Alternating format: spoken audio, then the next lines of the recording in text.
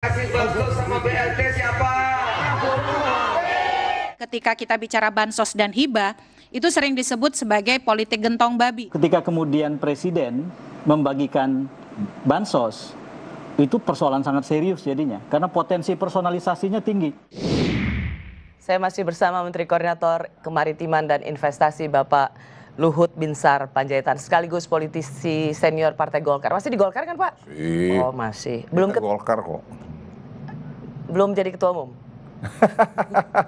Saya baru bicara sama si Agus kemarin, Gumiwang. Nanti saya bilang, Gus, nanti setelah Pilpres kita lihat kalau suara Golkar nyungsep, kita harus melakukan restrukturisasi di Golkar. Dan sama semua yang lain-lain. Udahlah Pak, katanya nggak mau ikut-ikut politik lagi. Saya nggak ikut politik, aja ditanya sama Agus Gumiwang. Saya bilang, Gus, kalau pikiran saya itu, jadi kalian harus bikin naik Golkar itu supaya kalian jangan direstrukturisasi. Oh, terus ketua umum, kalau direstrukturisasi ketua umumnya? Ya siapa aja, terus saya kan nggak ikut lagi di situ, mau saya.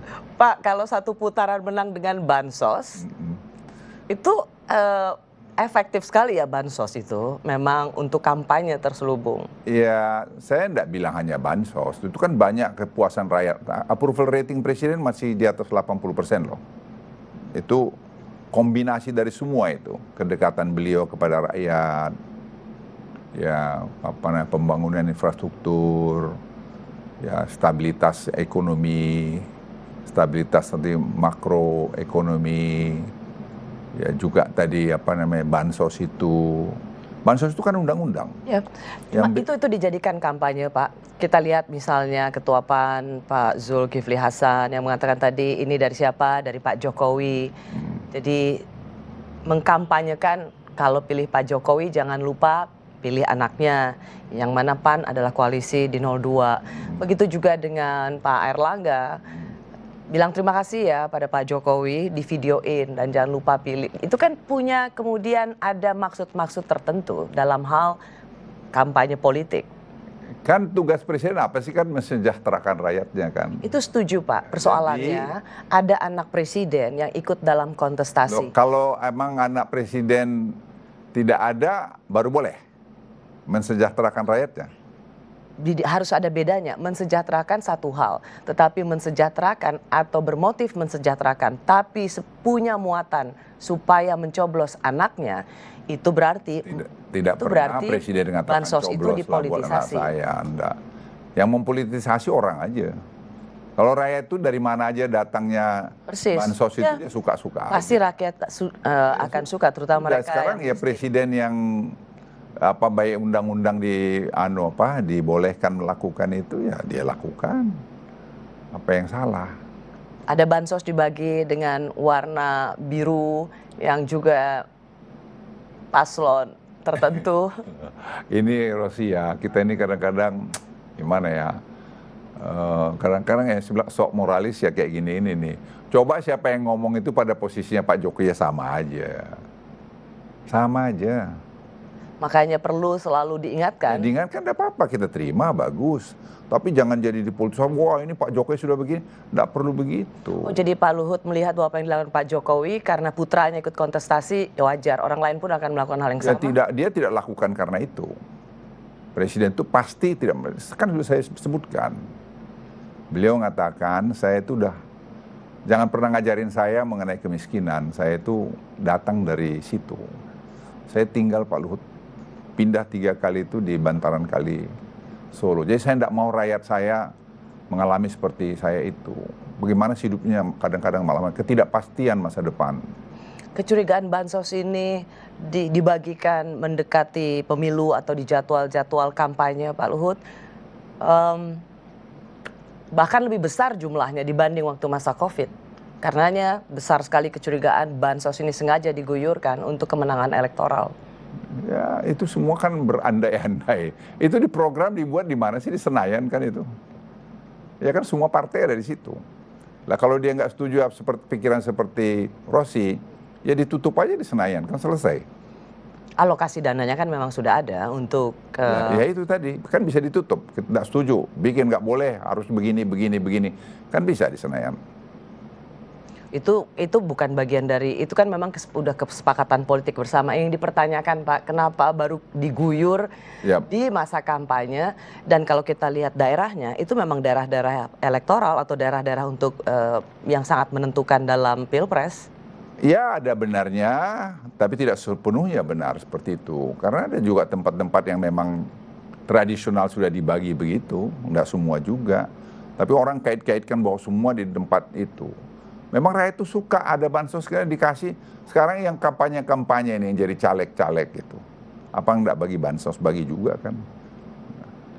Bagi bansos juga, itu sama aja bilang nanti nyogok rakyat. Ya tidak kan, konteksnya bukan itu.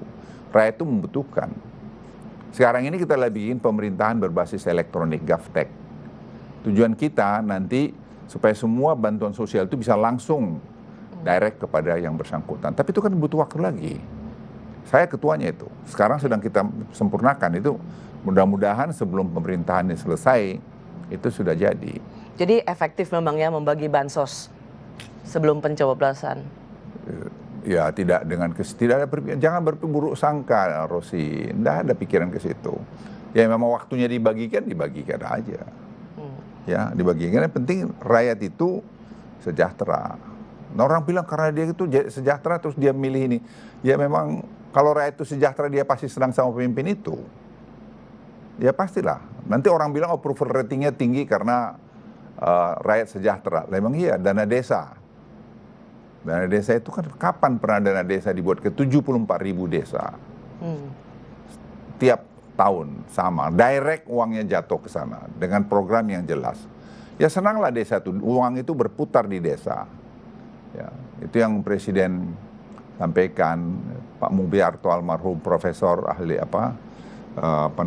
ekonomi kerakyatan. Itu dia bilang ekonomi kerakyatan itu ekonomi Pancasila. Jadi kalaupun duit itu tadi sampai ada yang dikorupsi di bawah dan berputar di situ, itu masih hidupkan ekonomi di situ. Ini sama juga membuat ekonomi jalan. Jadi Pak Luhut, kalau misalnya ada yang menuduhkan soal kampanye Pilpres ini, Presiden rasa tim ses karena membagi bansos dan kemudian secara simbolik berkampanye untuk paslon tertentu, apa yang Pak Luhut bisa patahkan? Ada yang salah itu.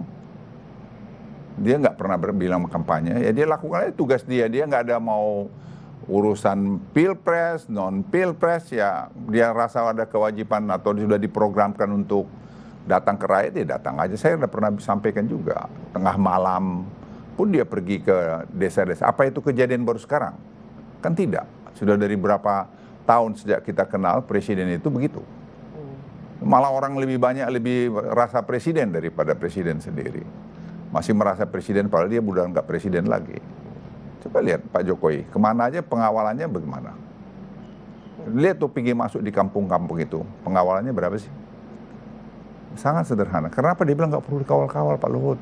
Ya kembali kalau soal bansos tadi, apa yang bisa dipatahkan bahwa sebenarnya presiden itu membagi bansos karena punya kepentingan elektoral pada paslon tertentu di mana ada anaknya, apa yang bisa Pak Luhut patahkan soal ini? Ya saya bilang nggak begitu karena memang sudah program aja ya dibagikan gitu, bahwa itu punya dampak kepada popularitas presiden. Sesuatu yang tidak terhindarkan. Tidak bisa dihindarin itu.